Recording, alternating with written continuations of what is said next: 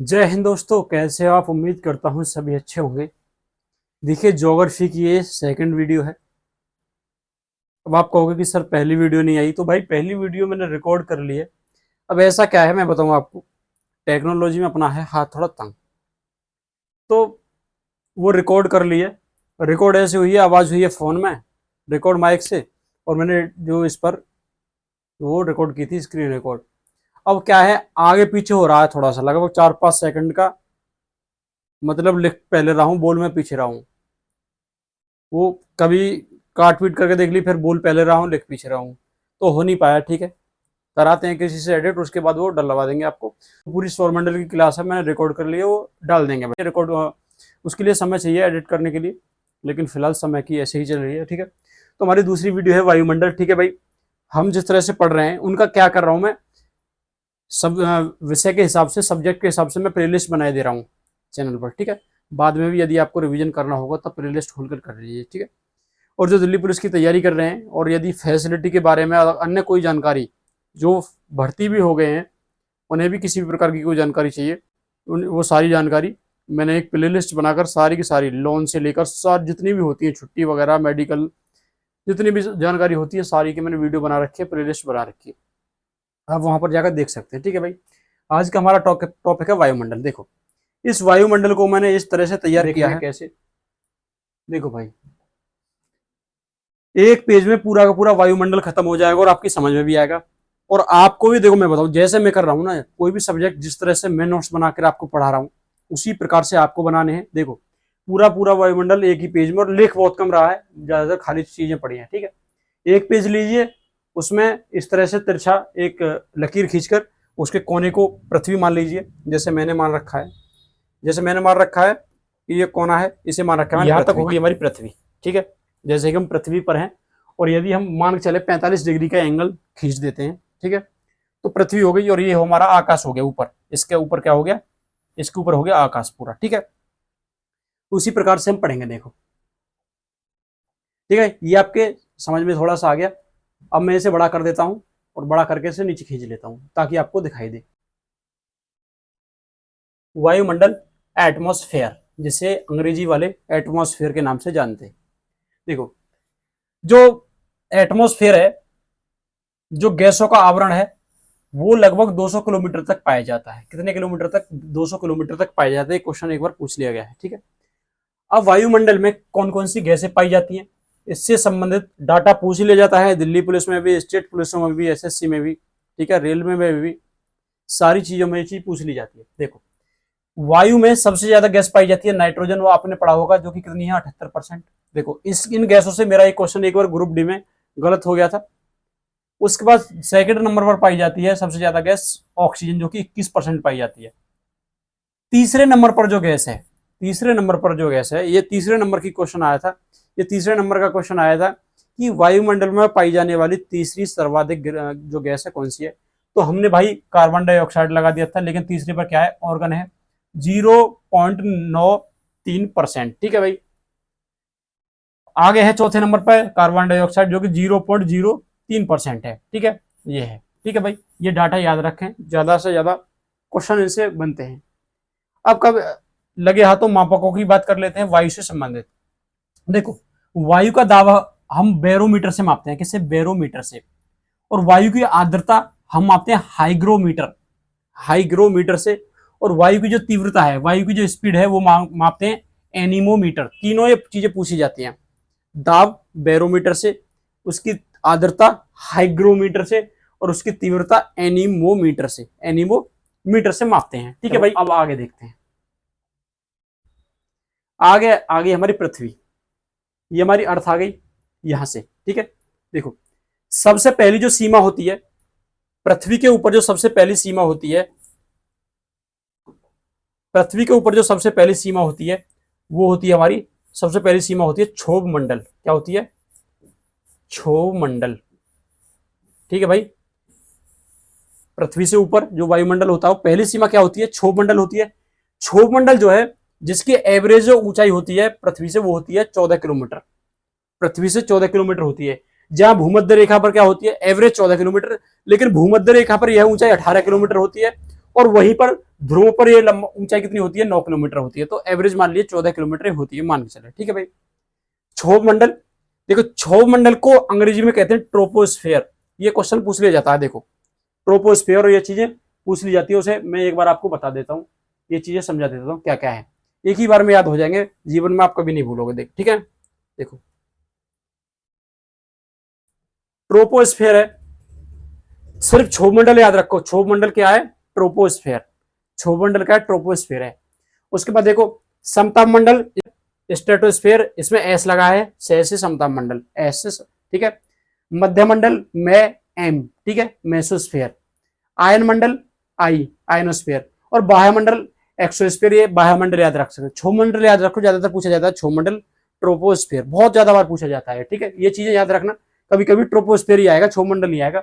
आप कहोगे भैया ने बताया था ट्रोपोस्फेयर, आप भैया ने बताया था क्षोभ मंडल, और लेकिन आ गया ट्रोपोस्फेयर। ये क्या चीज है देखेंगे, देखो इस पर क्या होता है। क्षोभ मंडल में जब हम ऊपर जाते हैं, तो क्षोभ मंडल में ऊपर जाते हैं तो टेम्परेचर क्या है, कम होता है। किस हिसाब से कम होता है, 165 मीटर यदि ऊपर चले गए तो 1 डिग्री सेल्सियस टेम्परेचर कम हो जाएगा। जैसे जैसे ऊपर जाएंगे हम, जैसे जैसे ऊपर जाएंगे क्या है, टेम्परेचर क्या होगा भाई, कम होगा। टेम्परेचर क्या होगा, कम होगा, ठीक है। कितना, 165 मीटर पर डिग्री सेल्सियस, 165 मीटर पर डिग्री सेल्सियस के हिसाब से, ठीक है। अच्छा देखो, सभी जितनी भी मौसमी क्रिया होती हैं, वर्षा है, ठीक है, जाड़ा है, गर्मी है, सभी मौसमी क्रियाएं इसी में होती हैं। किसमें, क्षोभ मंडल में होंगी सभी मौसमी क्रियाएं भाई। पूरी वायु, जितनी भी वायु है उसका 75% क्षोभ मंडल में ही पाया जाता है। पूरे वायुमंडल का 75% क्षोभ मंडल में पाया जाता है। इसकी एवरेज ऊंचाई मैंने बता दी 14 किलोमीटर, जो कि भूमध्य रेखा पर 18 है, और इसकी आधी हो जाएगी कहां पर, ध्रुवों पर जाकर, ठीक है। ध्रुवों पर जाकर कम हो जाती है ना, तो ये हो गया भाई, ठीक है भाई। ये ट्रोपोस्फीयर समझ में आ गया होगा आपको।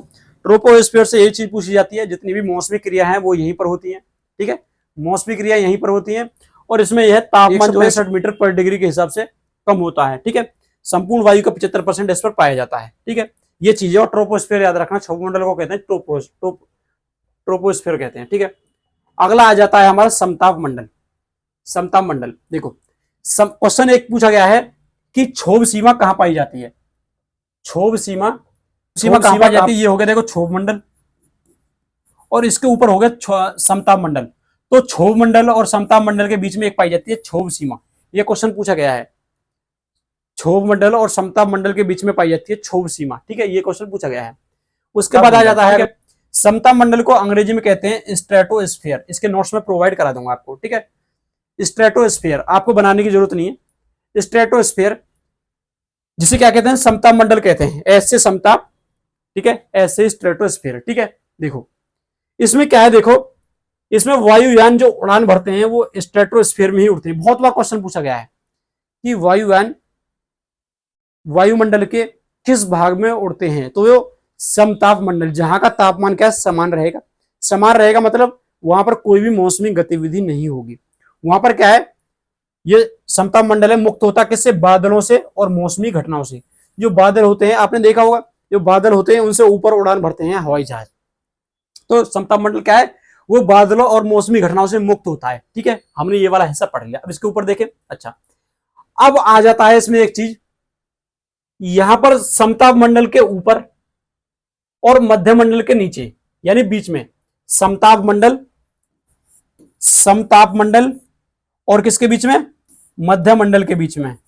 मध्य मंडल के बीच में एक जो है क्या है, एक परत पाई जाती है, कहा गया है ओजोन परत। ओजोन परत पाई गई है भाई, क्या पाई गई है, ओजोन परत। आपने देखा होगा न्यूज पेपर में आता रहता है कि ओजोन जो है, ओजोन छिद्र है, ओजोन की वजह से गर्मी बढ़ रही है, ओजोन की वजह से कैंसर हो रहे हैं। तो ये क्या है, उधर हो गया आयन मध्य मंडल, और यहां पर क्या हो गया, समताप मंडल और मध्य मंडल के बीच में क्या है कि ओजोन परत किस किस के बीच में पाई जाती है, समताप मंडल और मध्य मंडल के बीच में। देखो ओजोन जो है उससे क्वेश्चन पूछ लिया जाता है।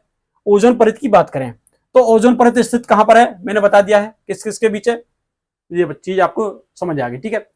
ओजोन का जो रासायनिक फॉर्मूला होता है वो होता है O3 भाई। O2 किसका होता है, ऑक्सीजन का होता है। तो ओजोन का क्या होता है, O3। यूपी पुलिस में ऐसे क्वेश्चन पूछे गए हैं, ठीक है भाई। नाइट्रोजन का पूछा गया था, जो ओजोन के क्षरण का सबसे पहले पता चला था वो चला था 16 सितंबर 1985 को। कब चला था भाई? 16 सितंबर 1985 को। क्या नाम था? Joseph Foreman. क्या नाम था? जोसेफ फॉरमैन को उन्हें पता चला था कि ओजोन का जो क्षरण हो रहा है, क्या हो रहा है भाई? ओजोन का क्षरण हो रहा है। ठीक है।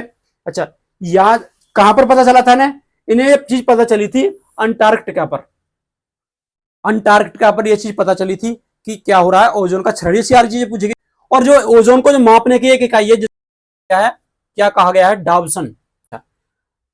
16 सितंबर 1985 को पता चला था, इसी वजह से 16 सितंबर को ओजोन दिवस मनाया जाता है। यूपी पुलिस में एक क्वेश्चन पूछा गया है, दिल्ली पुलिस में भी पूछा गया है, अन्य एसएससी एग्जाम में भी पूछा गया है, क्योंकि 16 सितंबर 1985 को भी पता चला था कि ओजोन का क्षरण हो रहा है। किसने बताया था? जोसेफ फॉरमैन ने बताया था। ठीक है भाई, आगे देखेंगे। आगे आ जाएगा हमारा मेसोस्फीयर यानी मध्यमंडल। देखो मध्यमंडल क्या है? मध्यमंडल है सबसे कम ताप मिलता है, इसमें टेम्परेचर सबसे कम मिलता है माइनस में 100 डिग्री के आसपास, 100 डिग्री सेल्सियस के आसपास इसका तापमान मिलता है। ठीक है, 50 से लेकर 80 किलोमीटर तक ये पाया जाता है। ठीक है, क्या है? मध्यमंडल। उसके बाद आगे आ जाता है आयन मंडल। आयन मंडल, आयनोस्फीयर। चौथी परत है हमारी आयन मंडल। देखो इसमें क्या है, देखो मध्यमंडल में क्या था, तापमान कम होता है, टेम्परेचर माइनस में जाता है, लेकिन तापमान इसमें आयन मंडल में जाके क्या है, तेजी से बढ़ता है। तेजी से क्या है, तेजी से तापमान इसमें बढ़ता है। आयन मंडल से ही जो रेडियो तरंग हैं वो परावर्तित होती है। मतलब रेडियो तरंग किससे? सैटेलाइट से परावर्तित होंगे। इसका मतलब जितने भी सैटेलाइट हैं, जितने भी सैटेलाइट हैं, सभी कहां होती हैं स्थित? आयन मंडल में आकर। आयन मंडल में सभी सैटेलाइट उपस्थित होती है, यानी कृत्रिम उपग्रह जो है यहीं पर स्थापित होते हैं। यहां की जो हवा है, क्वेश्चन पूछा गया है कि किस मंडल की या फिर वायुमंडल की किस परत की जो हवा है वो आवेशित है। कहां पर है भाई? आयन मंडल की आवेशित है। वायु के कण रेडियो संचार जो है, रेडियो का संचार कहां से होता है भाई? मैंने बताया था कि क्या है, रेडियो के जो रेडियो तरंग है कहां से वापस आती है लौट के? आयन मंडल से। ठीक है, मतलब रेडियो संचार वहीं से प्रसारित होता है। आगे क्या है? आगे हमारा बाह्यमंडल, एक्सोस्फीयर। ठीक है, इसमें क्या है, इसमें आकर आयनों की जो सांद्रता अधिक हो जाती है, आयनों की सांद्रता अधिक हो जाती है। लेकिन इसमें सिर्फ ये चीज पूछी जाती है कि वायुमंडल का उसका क्या नाम है? बाह्यमंडल है, एक्सोस्फीयर, इंग्लिश में पूछा गया है। ठीक है भाई, ये सारी चीजें थी, ये सारी चीजें थी जो कि बार बार पेपर में पूछी जाती हैं। तो मैं इसका जो नोट्स है प्रोवाइड करा दूंगा। ठीक है, मिलते हैं अगली वीडियो में। जय हिंद।